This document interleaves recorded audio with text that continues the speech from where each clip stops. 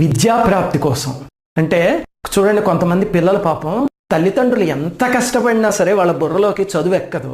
అలాగ మందబుద్ధుల్లా ఉంటూ ఉంటే వాళ్ళని చూసి ఆ తల్లిదండ్రులు ఎంతో బాధపడుతూ ఉంటారు. అలాంటి సందర్భం వచ్చినప్పుడు ఆ కష్టం నుంచి గట్టెక్కాలంటే ఏం చేయాలి? గురుచరిత్రలో 17వ అధ్యాయానికి ఆ శక్తి ఉంది. అందులో చూడండి, ఒక మూర్ఖపు బాలుడు ఉంటాడు. అతను భువనేశ్వరి దేవి ఆలయానికి వెళ్ళి ఒక అఘాయిత్యానికి తలపడితే అప్పుడు నృసింహ సరస్వతి స్వామి దయ వల్ల విద్యావంతుడైపోతాడు కదా. ఆ అధ్యాయానికి ఈ రకమైన కష్టాన్ని పోగొట్టే శక్తి ఉంది. దానికి అనుసంధానం చేయాల్సిన మంత్రం ఏమిటి అంటే, విద్వత్సుతం అవిద్యమ్య ఆగతం లోకనిందితం చిన్న జిహ్వం బుధం చక్రే శ్రీదత్త శరణం మమ.